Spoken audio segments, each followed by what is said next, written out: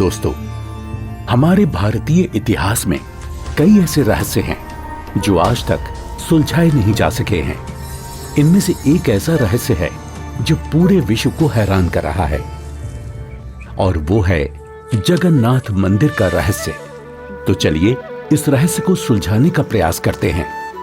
कहते हैं इतिहास को कभी मिटाया नहीं जा सकता। वो इतिहास ही है जो हजारों लाखों वर्षों में घटित हुई अतीत की घटनाओं को चलचित्र की तरह हमारे सामने रूबरू करा देता है। जगन्नाथ मंदिर भारत के ओडिशा राज्य में स्थित एक हिंदू मंदिर है। जगन्नाथ मंदिर को भारत के सबसे पवित्र मंदिरों में से एक माना जाता है। जगन्नाथ मंदिर के बारे में कई रहस्य हैं। एक रहस्य ये है कि मंदिर में स्थापित मूर्तियां अधूरी क्यों हैं? मंदिर का निर्माण कैसे हुआ? इस मंदिर में छुआछूत क्यों नहीं है?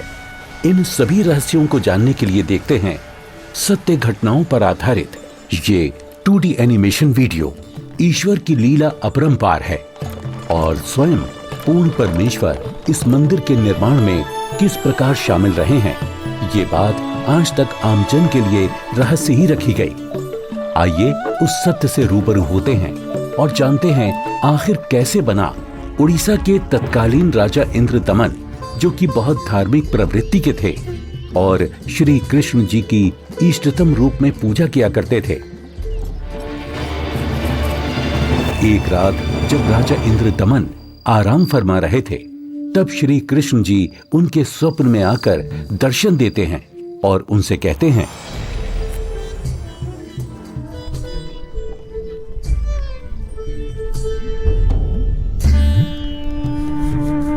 इंद्रदमन, हे प्रभु, आप? हे इंद्रदमन, मेरी मृत्यु के उपरांत जिस संदूक में मेरी अस्थियां विसर्जित की गई थी, वो काष्ठ का संदूक पानी में बहता हुआ तेरे राज्य में पुरी में समुद्र किनारे आ लगा है। मैं चाहता हूं कि तुम मेरे आदेश से उस संदूक को उसी स्थान पर रखकर उसके ऊपर मंदिर यादगार रूप में बनवा दो, जिसका नाम जगन्नाथ होगा। और उस मंदिर में एक विप्र रख देना जो श्रद्धालुओं को पवित्र गीता के अनुसार ज्ञान प्रचार करेगा। याद रहे, इस मंदिर में ना तो कोई मूर्ति होनी चाहिए और ना ही कोई पाखंड। जैसा आपका आदेश महाराज, किंतु भगवान कृपा करके मुझे वो स्थान दिखा दीजिए जहां मंदिर का निर्माण किया जाना है। ठीक है वत्स, मैं तुम्हें वहां ले चलता हूं।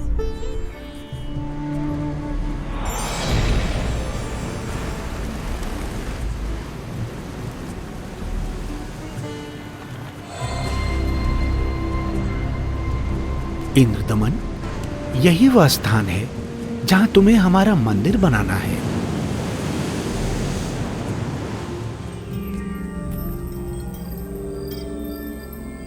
भोर होते ही राजा इंद्रदमन ये बात अपनी पत्नी को बताते हैं। फिर उसके बाद मेरी आंख खुल गई। स्वामी, इस शुभ कार्य में देरी कैसी? सर्व संपत्ति उन्हीं की दी हुई है, उन्हीं को अर्पित करने में क्या सोचना। राजा इंद्रदमन तुरंत अपने मंत्रियों की सभा बुलाते हैं और मंदिर बनाने के लिए राज्य के सबसे कुशल कारीगरों को इकट्ठा किया जाता है, जिसके बाद सभी पुरी नामक स्थान पर पहुंच जाते हैं जहां वो संदूक तैर रहा था। उसे निकलवाकर जमीन खोदकर संदूक दबा देते हैं।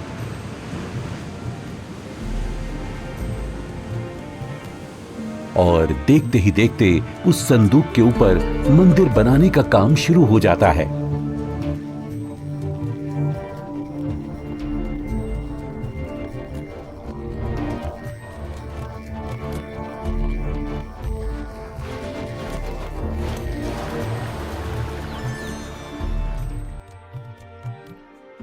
महाराज की जय हो। प्रभु श्री कृष्ण जी की दया से मंदिर बनकर तैयार है महाराज। राजन, बहुत सुंदर मंदिर बनकर तैयार हुआ है। सब श्री कृष्ण जी की कृपा। पीछे हट जाओ, पीछे हट जाओ, सभी चलो। समुद्री तूफान आ रहा है, समुद्री लहरें इतनी ऊपर उठकर हमारी तरफ आ रही हैं। लहरें बहुत तेज हैं। भागो भागो, तूफान आ गया।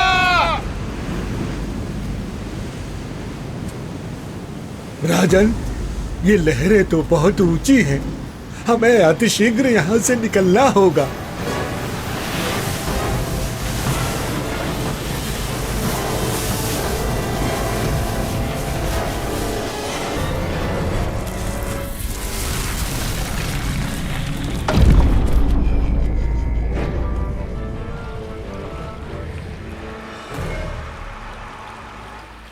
हे भगवान, ये क्या अनर्थ हो गया। समुद्र की लहरों ने मंदिर को तहस नहस कर दिया है महाराज।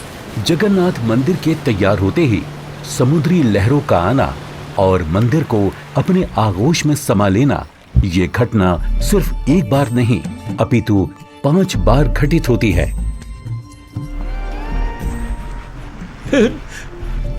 नहीं नहीं, ये नहीं हो सकता। अपने आप को संभालें राजन, हौसला रखें। न जाने समुद्र मुझसे कौन से जन्म का बदला ले रहा है। मैं क्या करूं, कुछ समझ नहीं आ रहा है। राजकोष भी खाली हो चुका है। अब और मंदिर बनवाने का मेरा सामर्थ्य ही नहीं बचा। हे भगवान, यह तुच्छ जीव आपके आदेश का पालन अब नहीं कर पाएगा। मुझे माफ कर देना भगवान, माफ कर देना। राजा के 100 यत्न करने के बावजूद मंदिर नहीं बन रहा था।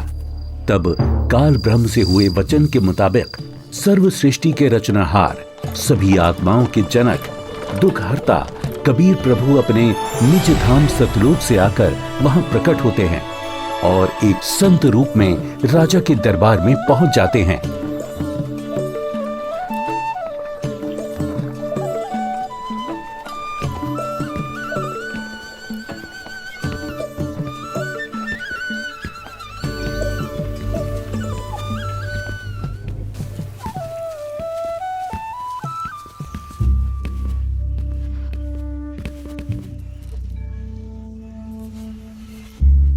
प्रणाम महाराज।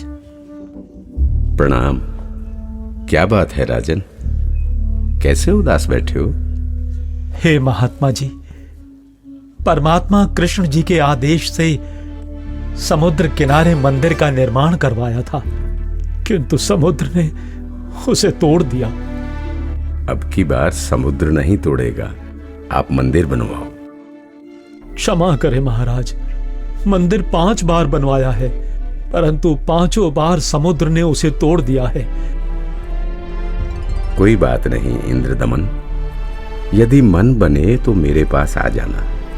मैं यहीं पास में पहाड़ी पर रहता हूं, वहीं पर मेरी कुटी है।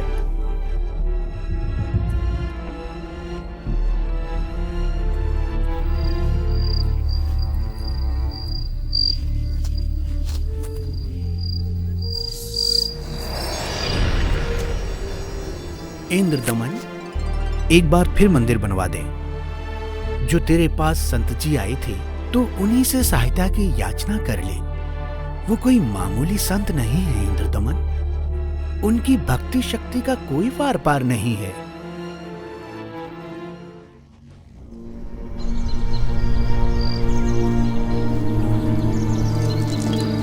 क्या हुआ महाराज?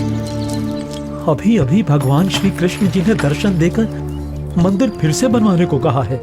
अच्छा। और बताया है कि जो संत समुद्र को रोकने की बात कर रहे थे वो बहुत शक्ति युक्त हैं। मुझे उन्हीं के पास जाकर प्रार्थना करनी चाहिए। प्रभु कह रहे हैं तो आप मत चूको महाराज, प्रभु का मंदिर फिर बनवा दो। बनवाना तो मैं भी चाहता हूँ, किंतु अब तो राजकोष भी खाली हो चुका है। इस वक्त मैं धर्म संकट में फंस चुका हूँ। यदि मंदिर नहीं बनवाऊंगा तो प्रभु अप्रसन्न हो जाएंगे और मंदिर बनवाने के लिए धन भी शेष नहीं रहा। स्वामी, आप चिंतित ना हो।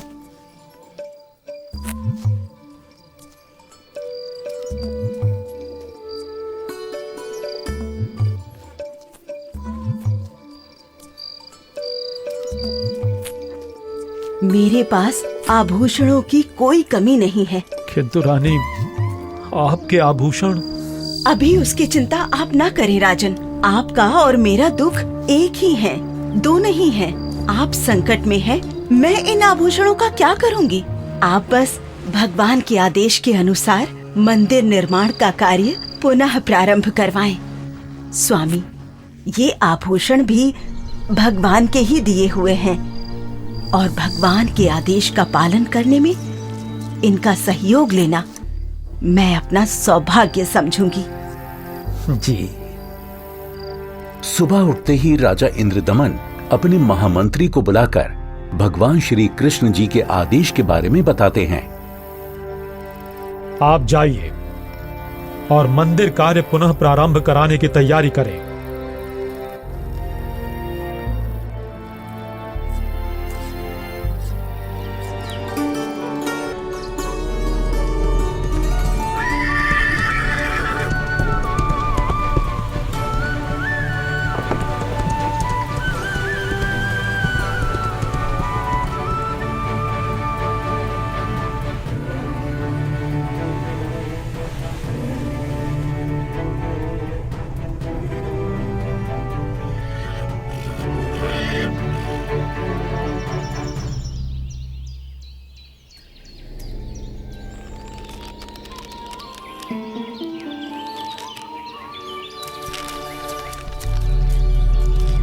प्रणाम ऋषि जी।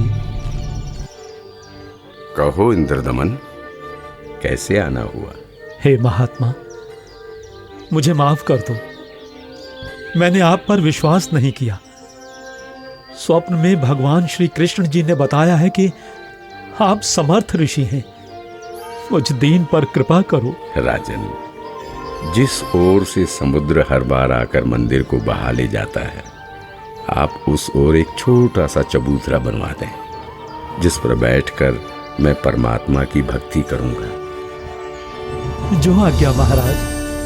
कुछ समय बाद मंदिर का निर्माण कार्य तकरीबन पूरा हो चुका था। एक दिन राजा स्वयं खड़े होकर निर्माण कार्य देख रहे होते हैं। तभी वहां गोरखनाथ जी आ जाते हैं। प्रणाम स्वीकार करें महात्मन। इंद्रदमन, आप भगवान का इतना सुंदर मंदिर बनवा रहे हैं, किंतु सुना है कि इस मंदिर में कोई मूर्ति नहीं लगा रहे। ऐसा क्यों? मुनिवर क्षमा करें। भगवान श्री कृष्ण ने स्वयं स्वप्न में आकर मुझे मूर्ति लगाने से मना किया है। राजन, सपना तो सपना ही होता है। आपको हमारे आदेश का पालन करना होगा। मंदिर में भगवान कृष्ण की मूर्ति की स्थापना की जाए।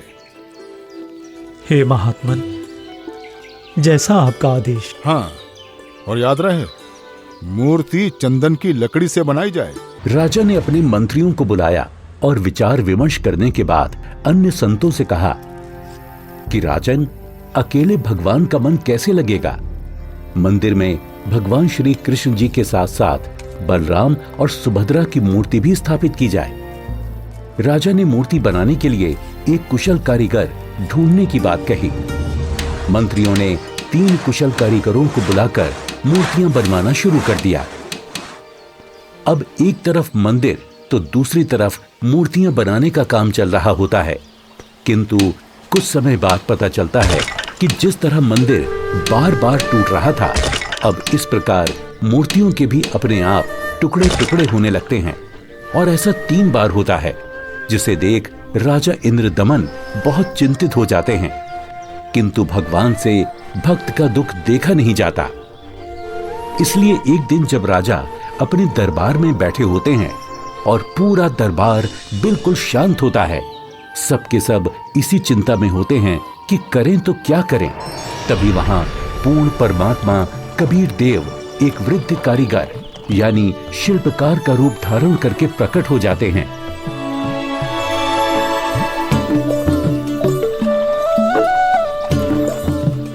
राजा से कहो कि मैं एक शिल्पकार हूँ और मूर्ति बनाना बड़े अच्छे से जानता हूँ।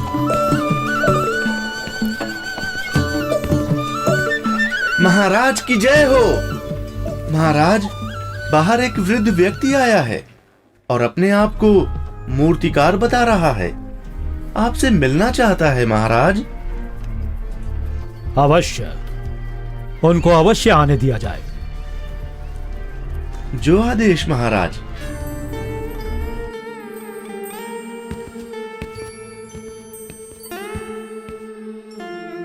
ये कारीगर तो बड़ा अनुभवी लगता है। अवश्य भगवान की ही कोई लीला है। हे राजन, मैंने सुना है कि प्रभु के मंदिर के लिए मूर्तियां पूर्ण रूप से बन नहीं पा रही हैं। जी, आपने बिल्कुल सही सुना है। मैं 80 वर्ष का वृद्ध हो चुका हूं और मुझे 60 वर्ष का अनुभव है राजन। चंदन की लकड़ी की मूर्ति प्रत्येक कारीगर नहीं बना सकता। यदि आपकी आज्ञा हो तो सेवक उपस्थित है। हे कारीगर, आप मेरे लिए भगवान ही हैं, जो कारीगर बनकर आए लगते हो। कृपया आप शीघ्र, अति शीघ्र ही मूर्तियां बना दो। मूर्तियां तो मैं बना दूंगा, किंतु राजन, मेरी एक शर्त है। क्या शर्त है आपकी? राजन, मूर्ति बनाने के लिए मुझे एक कमरा चाहिए, जिसे अंदर से बंद करके मैं बड़ी स्वच्छता से मूर्ति तैयार करूंगा। और जब मूर्तियां तैयार हो जाएंगी तो मैं स्वयं दरवाजा खोलूंगा। ठीक है। एक बात और राजन, यदि किसी ने मेरे बाहर आने से पहले दरवाजे को खोलने का प्रयास किया तो मूर्तियां फिर पूरी बन नहीं पाएंगी। वो जितनी बनी होंगी उसी हालत में आपको मिलेंगी और फिर उन्हें पूर्ण कर पाना संभव नहीं होगा राजन। जैसी आपकी इच्छा। मंत्री जी, मूर्तियां बनाने के लिए सब बंदोबस्त किया जाए।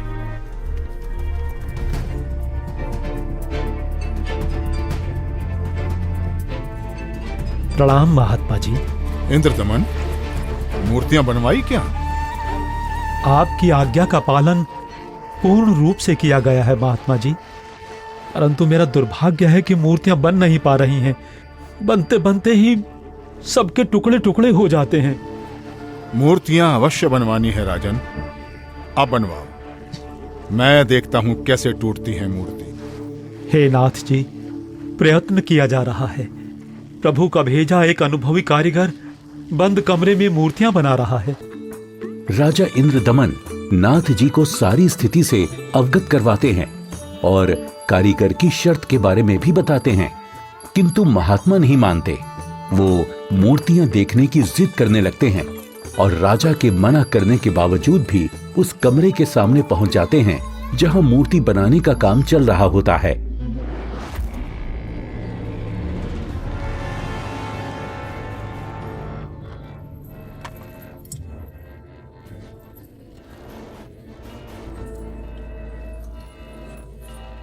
कारीगर, दरवाजा खोलो।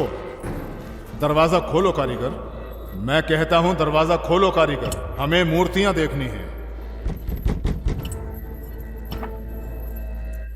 राजन, आप बता रहे हो 80 वर्षीय वृद्ध हैं और 12 दिन से खाना पीना भी नहीं किया है। अब आवाज भी बंद है, कहीं कारीगर मर न गया हो। आप दरवाजे को तोड़वा दीजिए। राजा न चाहते हुए भी नाथ जी के कहने पर दरवाजे को सैनिकों से तुड़वा देते हैं।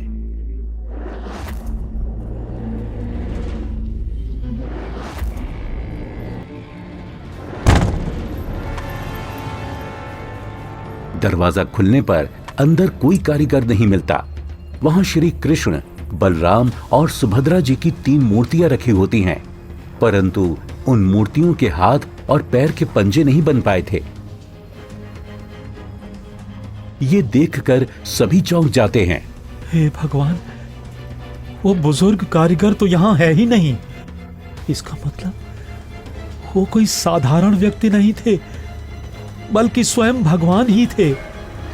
मंदिर का निर्माण पूरा हो चुका है।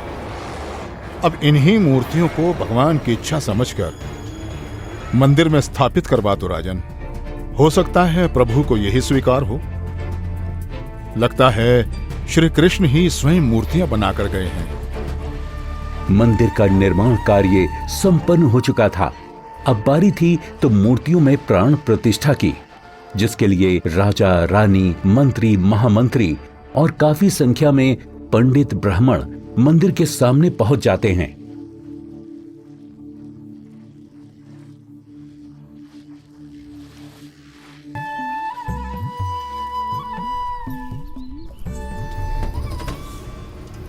रे दुर्बुद्धि शूद्र, अपवित्र! देखता नहीं मंदिर का द्वार अपवित्र कर दिया तूने। शूद्र कैसे बन गई? भगवान ये कैसे हो गया? ये कैसे हो गया भगवान? कैसे हो गया?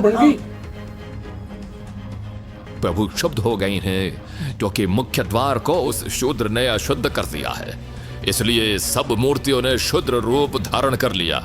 बहुत बड़ा अनिष्ट हो गया राजन। कुछ समय उपरांत देखते ही देखते मूर्तियां अपने वास्तविक रूप में आ जाती हैं, जिसके बाद पंडित कई बार गंगा जल छिड़ककर मूर्तियों को शुद्ध करने का उपक्रम करते हैं। मूर्ति स्थापना के कुछ दिन बाद अचानक समुद्री तूफान आ जाता है और समुद्री लहरें लगभग 40 फीट ऊंची उठकर बहुत तेज वेग में मंदिर की ओर चल पड़ती हैं। सभी आपस में बातें करने लगते हैं। लगता है अब की बार भी समुद्र मंदिर को नष्ट कर देगा। अरे ये क्या? संत जी अभी भी वहीं पर बैठे हैं। अरे कोई उठाओ उनको वहां से।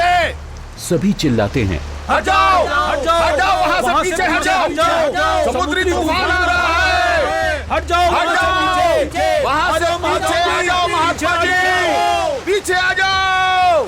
अरे अरे अरे अरे ये क्या हो गया? ये क्या हो गया? ये क्या हो गया? अरे क्या हो गया? महात्मा जी ने पानी को वहीं पर रोक दिया है राजन।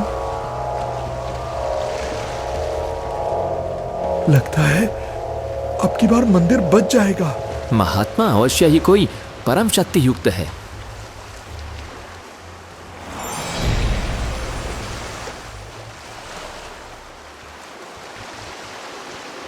हे भगवान, मुझे रास्ता देने की कृपा करें। मैं मंदिर तोड़ने जाऊंगा। वत्स, ये मंदिर नहीं है। यहाँ पाखंड पूजा नहीं होगी, बल्कि गीता का ज्ञान सुनाया जाएगा। ये तो आश्रम है। आप जैसे बलवान को शोभा नहीं देता कि इसको विध्वंस करें। लेकिन मैं इसे अवश्य तोड़ूंगा, चाहे कुछ भी हो। अगर ऐसा है तो जाइए समुद्रदेव, तोड़िए।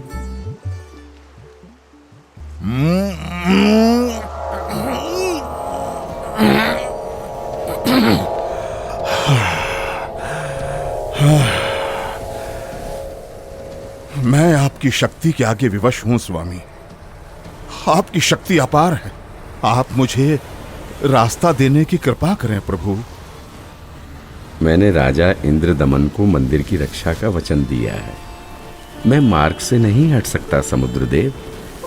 आप ऐसा कुकृत्य क्यों करना चाहते हैं? जब ये कृष्ण त्रेता में श्री राम बनकर आए थे, तब इन्होंने लंका जाने के लिए मुझे अग्नि बाण दिखाए और मुझे भला बुरा कहकर अपमानित कर रास्ता मांगा था। लक्ष्मण, मेरा अग्नि बाण दो। लातों के भूत बातों से नहीं मानते। मैं ये मंदिर तोड़कर उसका प्रतिशोध लेना चाहता हूं। समुद्रदेव, प्रतिशोध तो आप पहले ही ले चुके हो। आपने तो समस्त द्वारिका पहले ही डुबो दी है। जी नहीं, अभी वो पूर्ण रूप से नहीं डूबी। कोई प्रबल शक्ति युक्त संत आने के कारण मेरा वो कार्य भी अधूरा रह गया और वो आधी ही डूब सकी, क्योंकि मुझे वहां पर किसी ने मानो बांध दिया है। वत्स, वहां भी मैं ही पहुंचा था और मैंने ही वो अवशेष बचाया था। अब जा, शेष बची द्वारका को भी डुबो ले, परंतु उस यादगार को छोड़ देना जहां श्री कृष्ण के शरीर का अंतिम संस्कार किया गया था। अन्यथा आने वाले समय में ये भ्रम पैदा होगा कि श्री कृष्ण की मृत्यु ही नहीं हुई। समुद्र, ध्यान देकर सुन, यदि फिर इधर मंदिर तोड़ने आया तो बात ठीक नहीं रहेगी। कबीर परमेश्वर के आदेश से समुद्र लगभग 1.5 किलोमीटर पीछे हट जाता है, जिसे देखकर वहां खड़े राजा, मंत्री, सैनिक और जनता सभी खुशी मनाने लगते हैं और जय जयकार करने लगते हैं संत रूप में आए कबीर परमेश्वर की। महात्मा की जय, महात्मा की जय हो, जय हो, जय हो, जय हो, जय हो।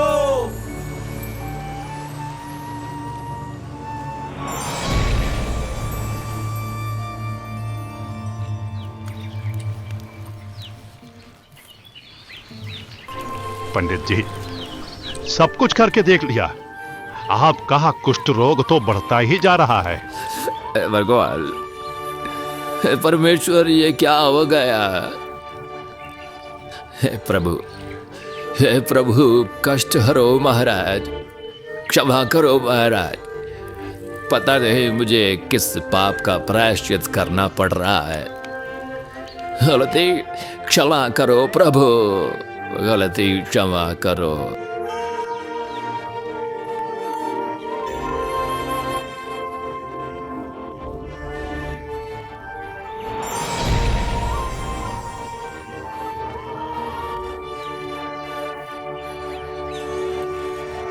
हे भक्त, तूने मुख्य द्वार पर खड़े एक संत को नीच जाति का समझकर धक्का दिया है।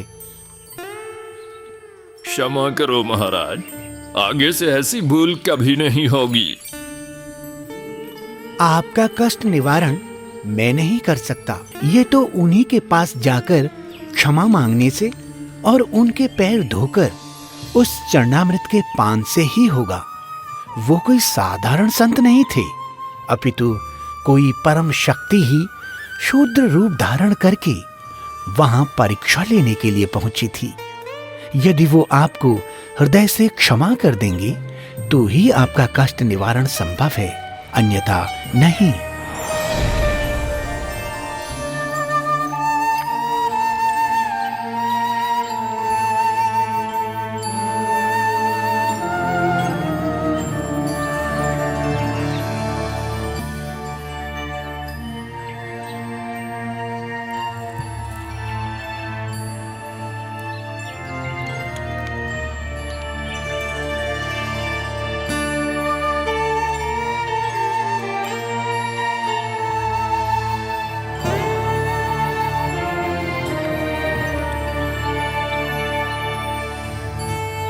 सुना है कि पंडित जी ने प्राण प्रतिष्ठा वाले दिन जिसको धक्के मारकर मंदिर से बाहर गिराया था, भगवान श्री कृष्ण ने दर्शन देकर उन्हीं से माफी मांगने को कहा है। अच्छा, हाँ, मुनि की खोज सभी कर रहे हैं ताकि पंडित जी का कोढ़ का रोग ठीक हो सके। आसपास के पूरे क्षेत्र में घूमने के बाद भी जब परमेश्वर का वो शूद्र रूप कहीं दिखाई नहीं दिया, तब वापस मंदिर जाते समय पंडित जी मन ही मन भगवान से प्रार्थना करते हैं, प्रभु, प्रभु,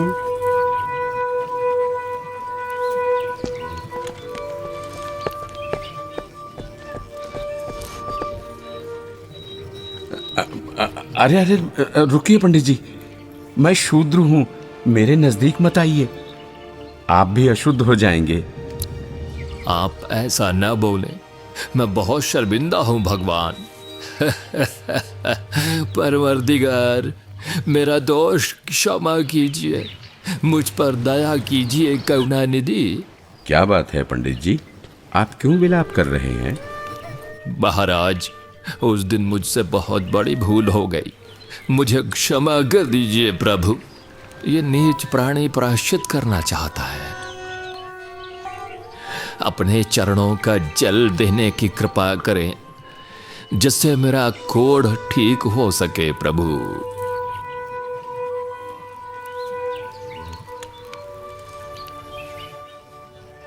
हे ब्राह्मण, इसे 40 दिन तक पीना तथा जल में डालकर स्नान करना। आज से 40वें दिन तुम्हारा कुष्ठ रोग समाप्त हो जाएगा। अब से भविष्य में इस जगन्नाथ मंदिर में किसी ने भी छुआछूत की तो उसकी भी यही दशा होगी, दंड का भागी होगा। जी महाराज, जी महाराज, जी महाराज, इस मंदिर में हम कभी छुआछूत नहीं करेंगे, नहीं करेंगे। आशीर्वाद है बच्चों।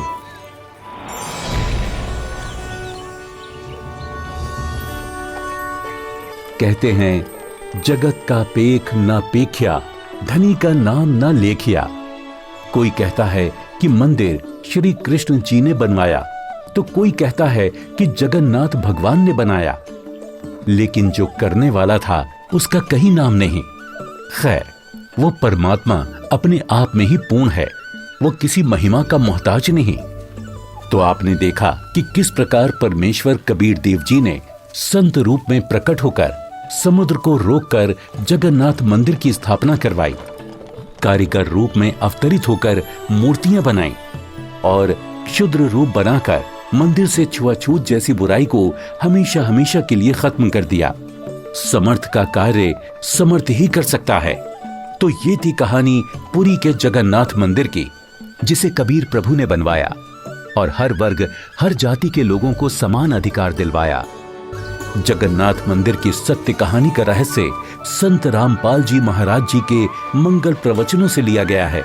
हम सभी संत रामपाल जी महाराज का कोटि कोटि धन्यवाद करते हैं, जिन्होंने हमारे शास्त्रों में छुपे गूढ़ रहस्यों को उजागर कर हमें सत्य से रूबरू कराया।